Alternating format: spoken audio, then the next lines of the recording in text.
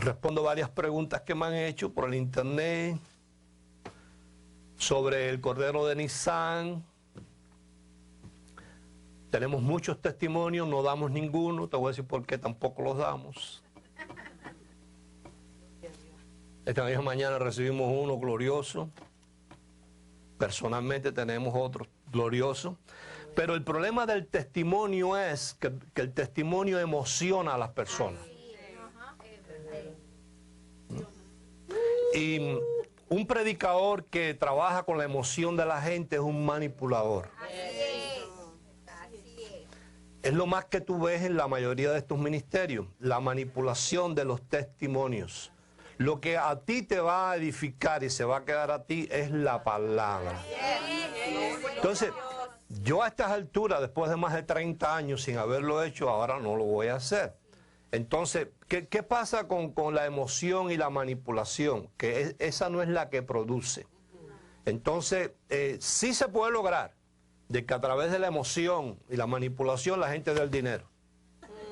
Pero uno no está en eso. Uno está en que cuando a la persona le es revelado el asunto y lo haga con revelación, eso que está haciendo le produzca resultados. Aunque no hagamos un espaviento de esas cosas a través de la televisión. Ahora, ahí en 1 Corintios capítulo 5, verso 7.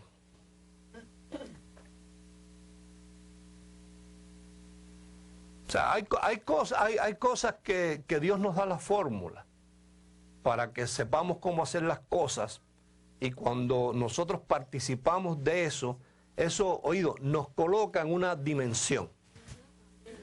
En el reino de Dios hay diferentes dimensiones. Inclusive dentro de la iglesia hay diferentes dimensiones. Ahí a los corintios mismo Pablo le habla, en capítulo 3 dice, yo no pude hablarle a ustedes como espirituales, lo lamento, porque sois carnales todavía. Y eran gente de la iglesia. O sea, que dentro de la iglesia hay diferentes dimensiones. Ahora, cuando nosotros observamos el ejemplo, diga ejemplo, de lo que Dios hizo cuando instituyó esta fiesta, diga fiesta, la llamó la fiesta de la Pascua. Para Dios es la única fiesta que Él llama fiesta solemne. Para Dios es la fiesta más importante establecida por Él desde antes de la fundación del mundo. Porque si Dios mismo escogió esa fiesta para dar a su Hijo en sacrificio, quiere decir que entonces Dios desde antes de la fundación del mundo tenía esa fecha en mente. Yo voy a sacrificar a mi Hijo entre las 2 tardes del 14 de abril y el 15. Eso es lo que enseña la palabra, o sea que no hay discusión ninguna. Jesús murió víspera de la Pascua, dice la Biblia, Juan 19, que era fiesta solemne. Entonces, para los conocedores de gracia, que a veces se escudan atrás de la gracia para no entender las cosas, mira lo que dice 1 Corintios capítulo 5. Dice, vamos a leer el verso 6 hasta el 8, dice, no es buena vuestra jactancia, ¿no sabéis que un poco de levadura leuda toda la masa? Limpiaos pues de la vieja, diga vieja, levadura, para que seáis nueva masa, sin levadura, sin religión, como sois. Porque nuestra Pascua, que es Cristo, ya fue sacrificada por nosotros. Oído. Así que celebremos la fiesta. No con la vieja levadura. Eso es lo que nos está diciendo es, no dejemos de celebrar la fiesta, pero no la celebremos igual.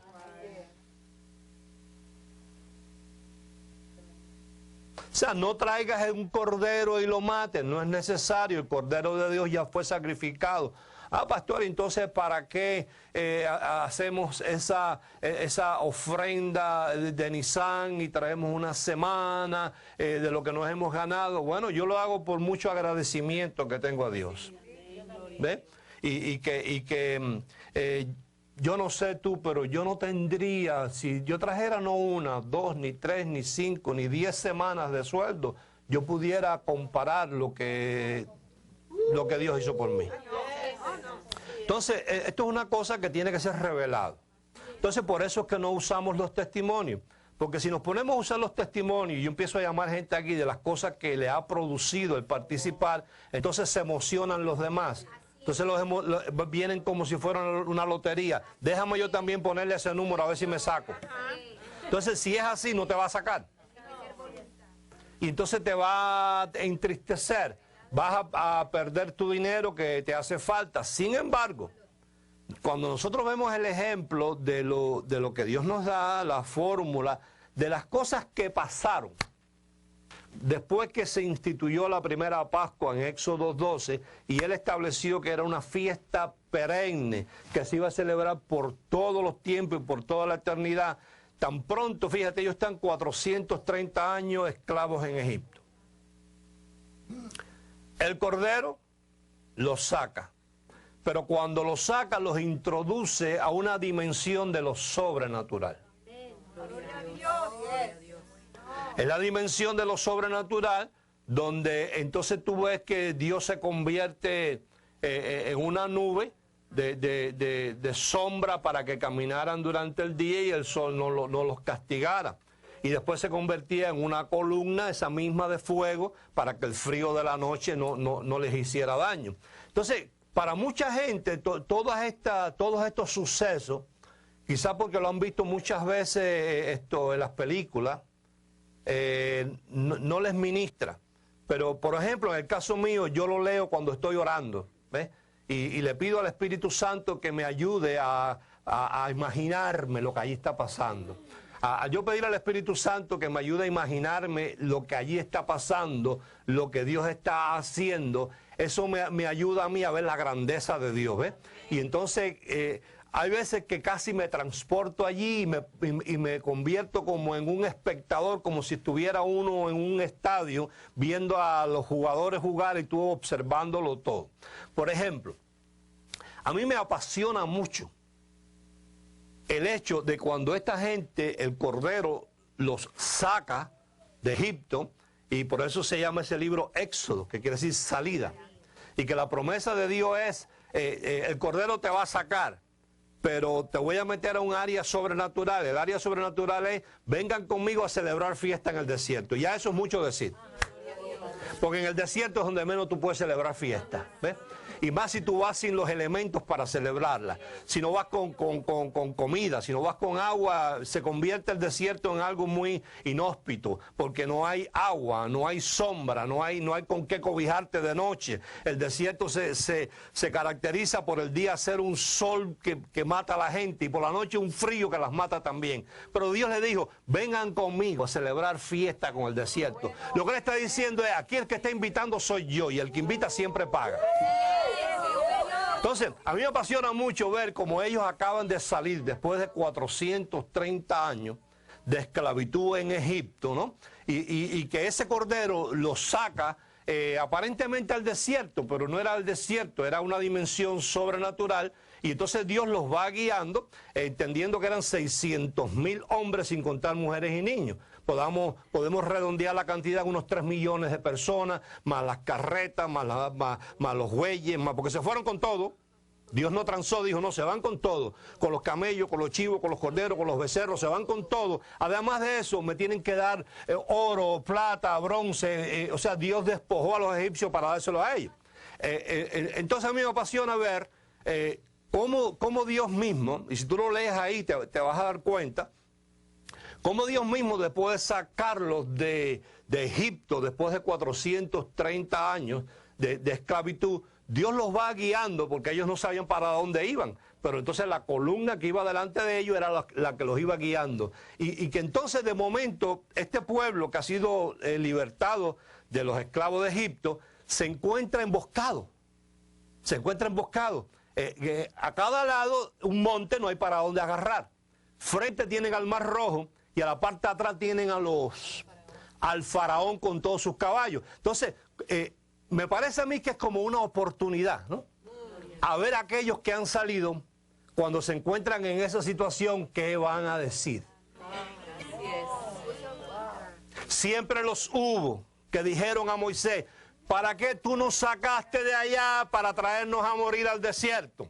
No fueron capaces de decir, de la misma manera que Dios nos sacó de allá, de alguna manera sobrenatural nos sacará de aquí. Es así. Entonces Dios siempre nos da la oportunidad para ver que nosotros hablamos, porque todo lo que el hombre sembrare, eso cosechará según el género que lo haya sembrado, ¿verdad que sí? Entonces si uno dice, ¿por qué nos trajiste aquí para morirnos en el desierto? Esa es la semilla que está sembrando esa persona. Y lo que va a cosechar es según el género de lo que está sembrando, y será morirse en el desierto. ¿Ves? Entonces a mí me apasiona ver allí donde está el Mar Rojo, el Dios de momento que está convertido en una columna de fuego, hace una maniobra. No sé si tú lo has leído, ¿no? Pero a mí me apasiona ver la maniobra que él hace. Y esa maniobra es que él salta de adelante donde está, y salta y se pone a la parte de atrás donde están los israelitas, de manera que los cubrió. Y en el momento que los cubre, le dice a Moisés, ahora ordénale al mar que se abra, ¿no? Entonces el mar se abre. Estamos hablando de un mar que tiene 240 kilómetros de ancho por 2.400 de largo. Entonces los abre. Una vez los abre, que ellos empiezan a caminar en seco, entonces Dios se quita. ¿Y qué le hace pensar Dios a esta gente? Que ese camino siempre estuvo ahí. Gloria a Dios. Entonces pasan todos los israelitas. Faraón le dice a su gente, si pasaron ellos, pasamos nosotros.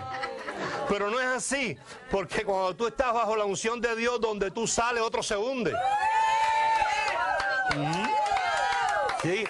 Y entonces a mí me apasiona ver, ¿ves? Y leer ahí, imaginarme, cuando ya los últimos israelitas están llegando a la otra orilla, cómo el faraón con sus carros se mete.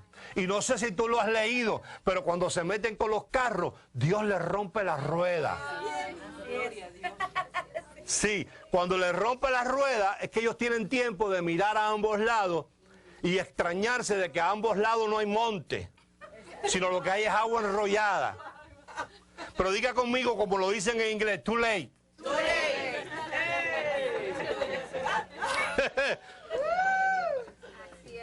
Entonces dice la palabra que cuando ellos cayeron en conciencia de que habían caído en la trampa de Dios, como Dios le pone las trampas a tus enemigos, dice la palabra, tus enemigos serán los enemigos de Dios.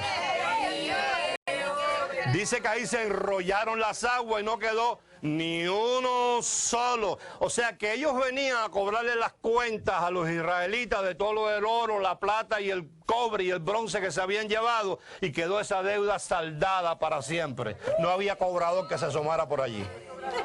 Entonces, esa es la razón por la cual yo no doy testimonio de las cosas que Dios hace. Y ya, déjame decir, ya desde el domingo pasado, la cosa que nosotros estamos oyendo, bueno, y tú te enterarás si la gente te la dice, pero yo no la voy a decir. ¿Por qué? Porque el testimonio no te mete en la dimensión de lo sobrenatural. ¿Ves? Y entonces mi intención es que una vez tú estés en la intención de lo sobrenatural, tú sepas mantenerte ahí.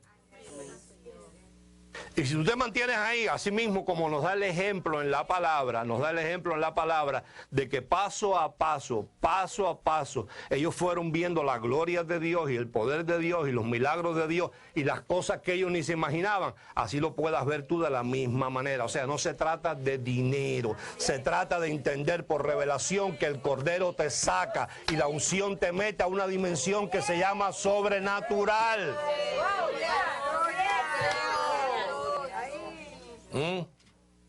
Deuteronomio 22.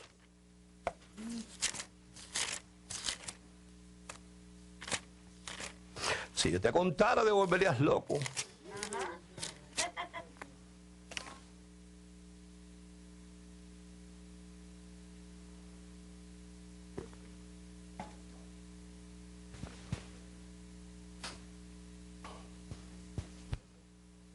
Cuando tú leas ahí, tú le pides al Espíritu Santo, tú sacas tu tiempo para que te dé imaginación. Así se revela la palabra. Deuteronomio 22, verso 9.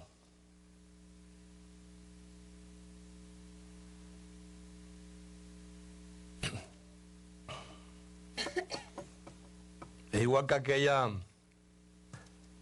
aquellas reuniones donde la gente está llena de deuda y el predicador le dice a la gente, traiga sus deudas que las vamos a quemar aquí.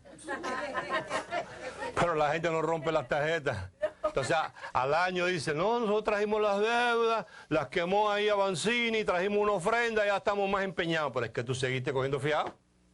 No paraste de coger fiado. Estás gastando más de lo que tú ganas. Entonces eso no funciona así. Verso 9, ¿lo tiene? Mira a ver qué dice. No sembrarás tu viña con semillas. No sea que se pierda todo. O sea que tú tienes que seleccionar qué semillas tú vas a sembrar. Tú no puedes sembrar semilla de frijol negro con semilla de frijol blanco juntos. Tienes que sembrar blanco en una parte, negro en otro y rojo en otro. Pues si lo siembras juntos, lo pierdes todo. Entonces, cuando uno va a hablar, y sabiendo que cada género se reproduce según, bueno, uno tiene que ser selectivo en lo que va a hablar. Tiene que ver, primero, qué es lo que uno necesita o desea cosechar. Uno primero determina qué necesito cosechar. Eso. ¿Qué necesito cosechar?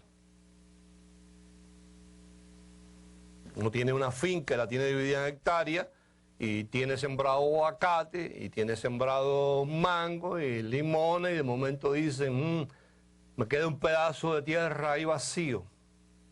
¿Qué quisiera yo cosechar en ese pedazo? Entonces uno dice, la cosecha que me gustaría tener es maíz. Entonces, ¿qué semilla va uno a comprar? Maíz. Entonces, esto es igual. Uno determina qué necesita cosechar. Si es asunto de salud, si es asunto financiero, si es asunto de carácter, si es asunto de las emociones, si es, etcétera. Y basado en eso uno busca semilla aquí, en el almacén.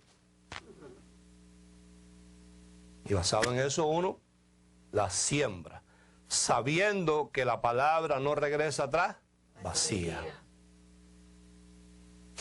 Esta mañana alguien me decía, pastor, lo que nos pasa a la mayoría de los cristianos es que no hemos desarrollado confianza en Dios.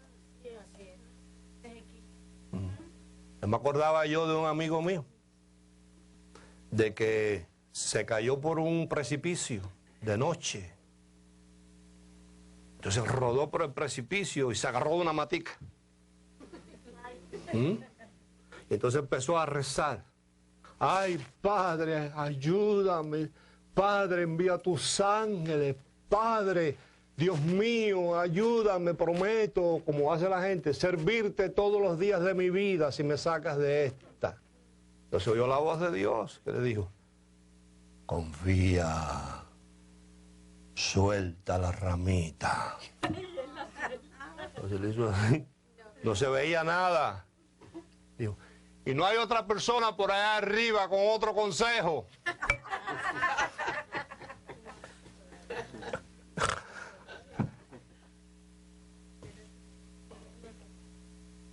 No sembrarás tu viña con semillas diversas, no sea que se pierda todo. Tanto la semilla que sembraste como el fruto de la viña. Vamos una vez más allá al Salmo 1.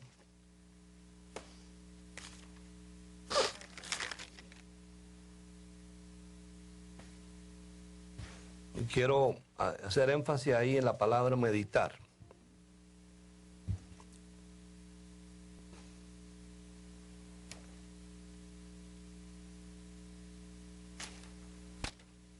Pastor, ¿y será que yo puedo participar ya aunque ya pasó la fecha? No.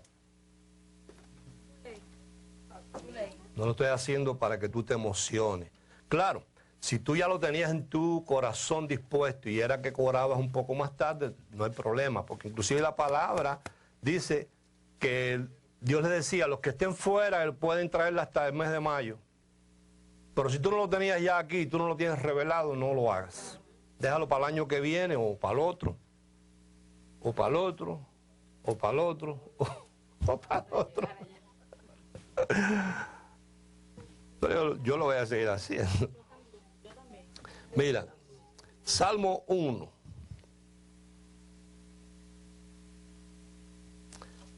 Bienaventurado el varón que no anduvo en consejos de malos, ni estuvo en camino de pecadores, ni en silla de escarnecedores se ha sentado.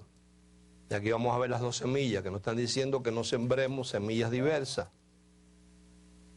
sino que en la palabra del Señor está su delicia. Ahí están las dos semillas. Ahí está la semilla de los consejos de malos, ahí está la semilla de los escarnecedores y está la semilla de la palabra de Dios. No se pueden mezclar las dos cosas. Tú no puedes ser un bendecido en la iglesia y entonces cuando uno durante la semana uno participa y se sienta con gente que no sirve. Te hace daño, tu semilla se malogra, porque no es lo mismo lo que tú oyes aquí que lo que vas a oír con ese tipo de personas. Sino que en la palabra del Señor está su delicia. Diga delicia. Delicia. Piensa en esa palabra, delicia. Ay, tengo que leer la Biblia todos los días. ¿Qué es eso? ¿Qué fastidio? ¿Así es? Ay, el pastor dice que leamos la Biblia un año. ¿Es así? Ay, que un capítulo todos los días. ¿Es así? No. Sino que a ti te gusta, diga, me gusta. Y tú la lees. Y el Espíritu Santo, si tú lo dejas, Él te transporta al lugar. Y transportado en ese lugar, tú le coges el gusto. Y es ahí donde viene la revelación, que eso viene a ser parte tuya. Que cuando tú hablas de eso, tú lo vives, es parte tuya. Ya nada ni nadie te lo puede quitar ni arrancar de ahí. Tú estás viviendo y tú te sientes parte de aquellos que participaron en aquella ocasión y te sientes parte igual que aquellos que recibieron esas maravillas de parte de Dios. Y tú dices, si lo hizo con ellos, ¿cómo no lo hará conmigo?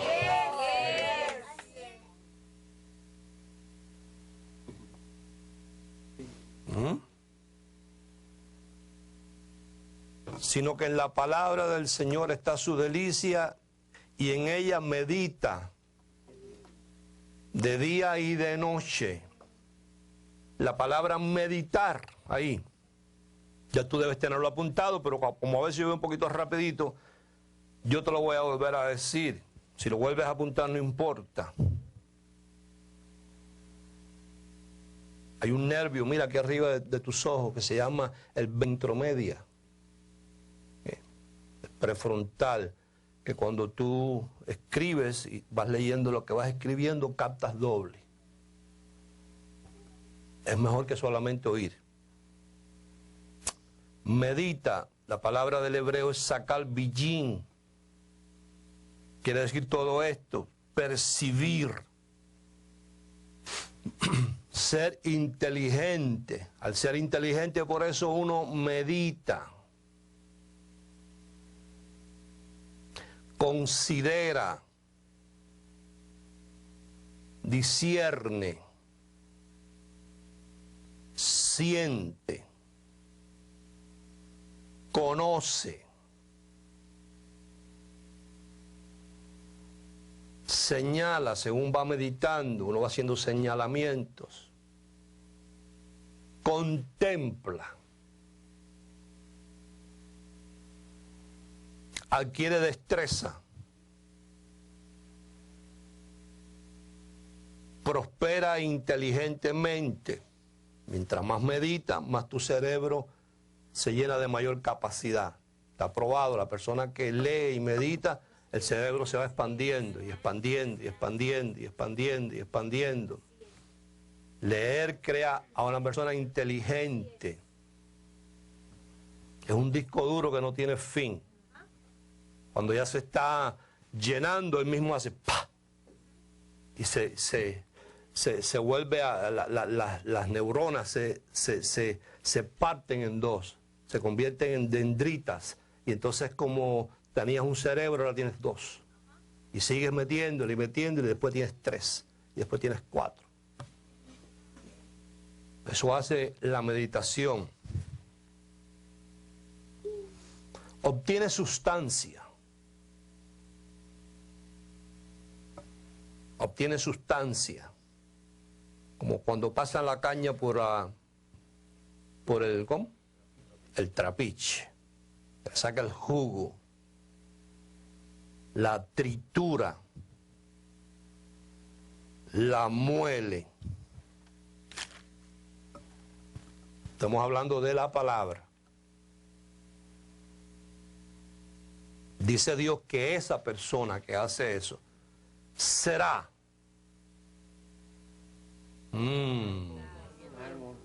esa persona que hace eso será esa como árbol plantado junto a corrientes de agua. Él se alimenta por sus raíces. Ayer oía yo un niño en la televisión que estaba haciendo un experimento y estaba hablando de la lluvia, del sol, de las nubes, y estaba hablando de que el sol evaporaba el agua y la llevaba a las nubes, y cuando las nubes se llenaban, llovía, y eso se llamaba precipitación. Entonces yo le decía a mi esposa, ¿te acuerdas del mensaje que debajo del cielo no hay nada nuevo? Que el agua que hoy cayó es la misma que había antes, no es otra. No hay aguas nuevas. Esa que cayó hoy hizo un montón de charcos, ahí se va a seguir lloviendo esta semana, según dicen estas personas del tiempo. Pero entonces sale el sol, la empieza a evaporar y vuelve a llenar las nubes. Y después cuando está llena hay precipitación y vuelve a caer. Es la misma agua, no hay una agua nueva que la trajeron de Canadá.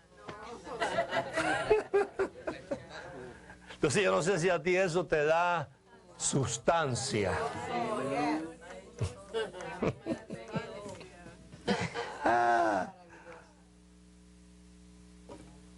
Será como árbol plantado junto a corrientes de agua. ¿Qué aprendemos de ahí? ¿Es lo mismo un árbol plantado en medio del campo que uno plantado junto a corrientes de agua? No, para nada. El que está en el medio del campo depende si llueve o no. El que está plantado junto a corrientes de agua, llueva o no llueva, él siempre tiene agua. Entonces, para hacer un árbol plantado junto a corrientes de agua, aunque no llueva, hay que meditar en la palabra de Dios y que sea la delicia de uno, y hay que hacerlo de día y de noche. Esa gente son como árbol plantado junto a corrientes de agua, que da su fruto en su tiempo. Entonces fíjate que Dios nos compara con un árbol, ¿entiendes? Tenemos entonces que echar raíces. Tenemos que echar raíces, y entonces el arbolito va creciendo, y va creciendo, y va creciendo, y después que crece echa unas ramas, y en las puntas de las ramas, ¿qué es lo que hay? El fruto, pero da su fruto a su tiempo. ¿Qué más dice? Y su hoja no cae. No es un árbol pelado ahí, todo tieso, que hay que cortarlo porque está enfermo, sino tiene sus hojas ahí. Y todo lo que hace, diga conmigo, principalmente mi carácter. Principalmente el carácter, que es donde la mayoría de la gente fallan. Principalmente el carácter. Después viene lo demás, después vienen las relaciones, pero si no hay un buen carácter, las relaciones no se mantienen. Hay gente que le dicen puente roto. Puente roto, que tienen una relación y cuando llevan un tiempo con ella, tú dices, fulano, no, se rompió eso. ¿Y eso cómo se rompió? Puente roto. Entonces primero el carácter de la persona. Una vez el carácter está formado, la persona va madurando, entonces las relaciones, después la salud y después el billete. Porque con esas tres cosas, si tú tienes un carácter sentado, de prudencia, de valores, de principio, lo primero que vas a tener es que en el día del juicio Dios va a estar de tu parte. Segundo, vas a tener buenas relaciones. Y lo que Dios vaya a dejarte caer, te lo va a dar a través de las personas. Dios es tu fuente, pero la gente es tu canal, ¿ves? Entonces, si tú no tienes buenas relaciones, si tú eres un puente roto, tú eres un solo banco, una persona solitaria que no te llevas con nadie, entonces Dios dirá, tengo algo para dejarle caer, pero ¿a través de quién se lo doy? No se lleva bien con nadie, entonces diga relaciones. Sin tener tú que acostarte a darte besito con la persona. Cada cual hace su vida con lo que quiere, cada cabeza es un mundo. Pero relaciones, diga relaciones. Entonces tú cultivas tu carácter, después tus relaciones y cuidas tu salud. Tú tienes esas tres cosas. Lo otro llega solo, porque lo dice la palabra, no os afanéis, buscad primeramente el reino de Dios, como éste trabaja, y todas esas demás cosas son añadiduras. Ahora, el que no tiene formado su carácter, no tiene buenas relaciones, no tiene buena salud, tiene que estar rompiéndose la vida buscando entonces las cosas materiales, y Dios no quiere que funcione así. Dios te quiere en una forma que tú estés en todo y por todo en reposo, confiado, que si la voz te dice suelta la matica y tírate, tú te sueltas la matica y te tiras.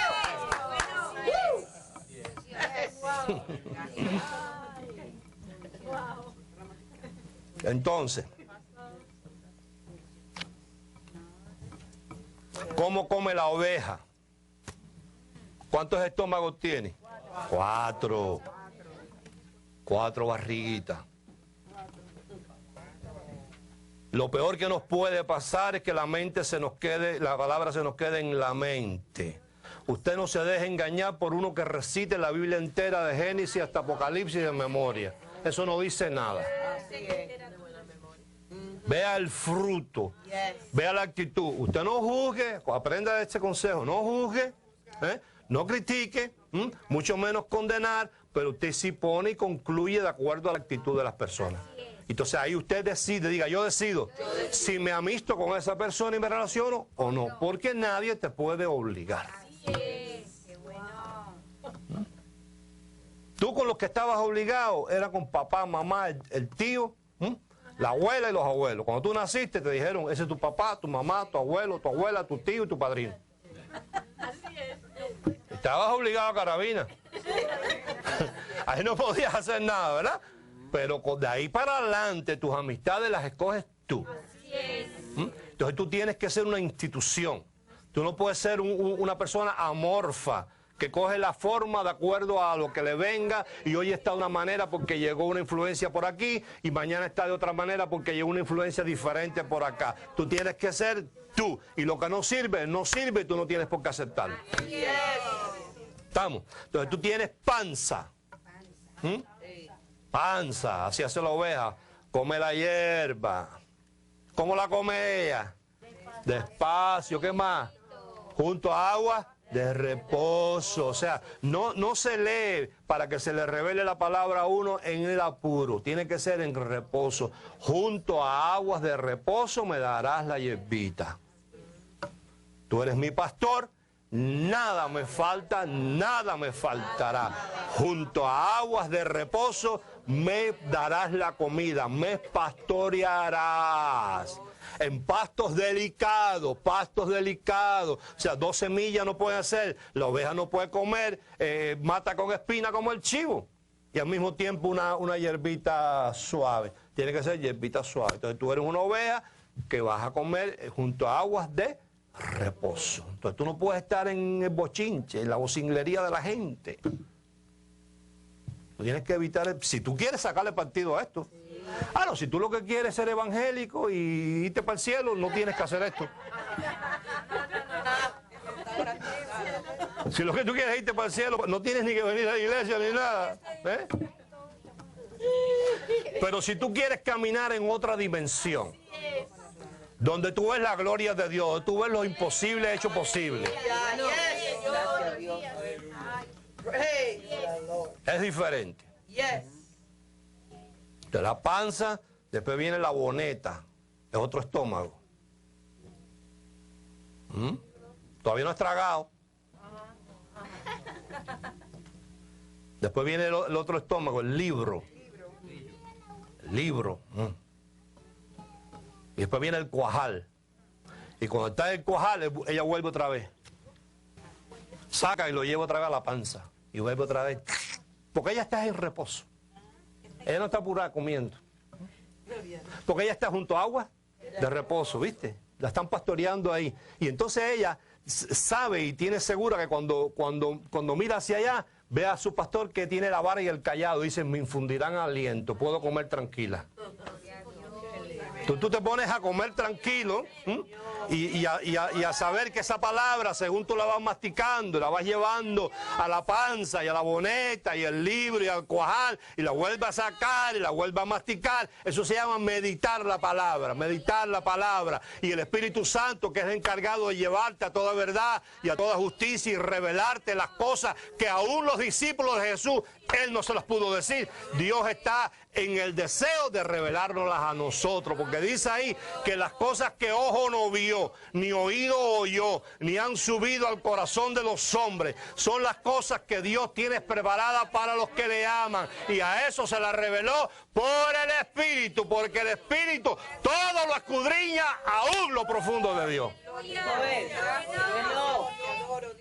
Ahora, para ser evangélico y irse al cielo no hace falta nada de esto. Esto lo que hay es que ir a la iglesia de vez en cuando y buscarte una por ahí que te manipulen, muchos testimonios. ¿Y tú qué tenías? Yo tenía esto y ahora que tienes, lo mismo, pero no importa.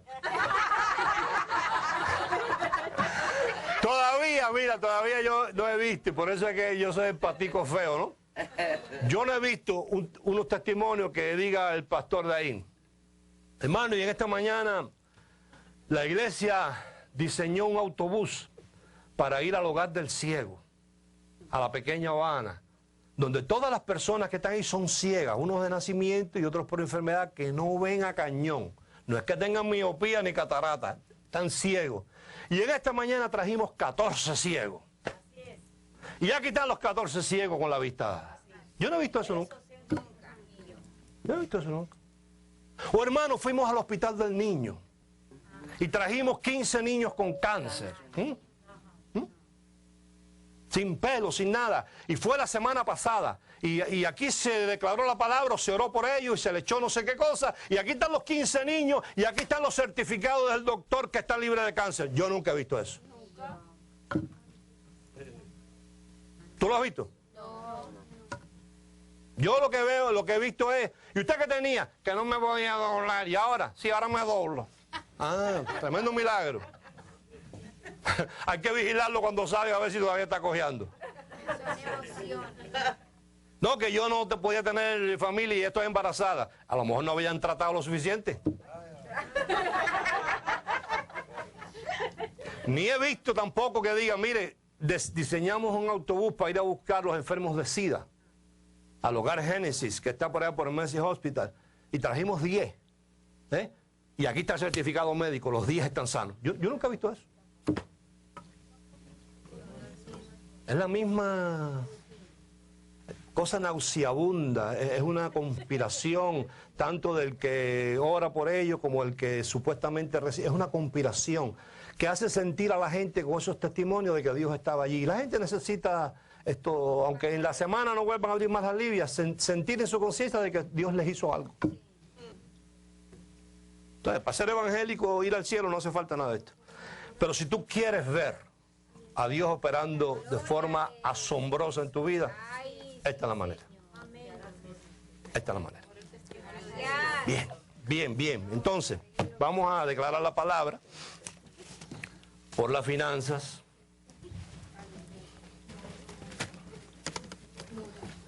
Si alguien llegó un poquito atrasado, pues estamos todos bien. Padre, en el nombre de Jesucristo, te damos muchas gracias por tu palabra. Espíritu Santo, ayúdanos a meditar en ella, porque el final de todo consejo es que esa palabra se nos revele. Una vez revelada, seremos como árboles plantados junto a corrientes de agua. Que llueva o no llueva, haya sequía o haya calor, daremos nuestro fruto a nuestro tiempo. Te damos muchas gracias, enviamos la palabra en la distancia, donde están todas esas personas en esta mañana y posteriormente la grabación, disfrutando de esta misma revelación. También declaramos la palabra por ellos y declaramos la palabra por alguna persona que esté delicada de salud.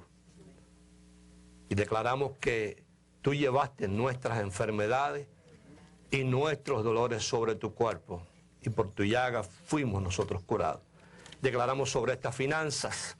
Declaramos si hubiera algún cordero aquí en esta mañana que lo importante es que la persona no solamente salga de la situación que Dios la quiera sacar, sino que una vez entrando a esa dimensión de lo sobrenatural, sepa mantenerse ahí, para que pueda ver tu gloria, tu asombro de una manera personal. En el nombre de Jesucristo declaramos sobre las primicias, que si son santas el resto de la masa también lo es. Declaramos buenos trabajos, buenos negocios, aumentos de sueldo, Padre, en el nombre de Jesús. Declaramos inclusive de forma misteriosa tú obrando en propiedades por ahí. En propiedades, Padre, en propiedades. Te damos gracias en el nombre de Jesucristo. Amén. Bien. Nos veremos algún otro día.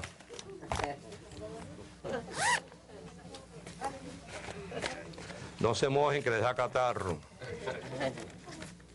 Se encogen.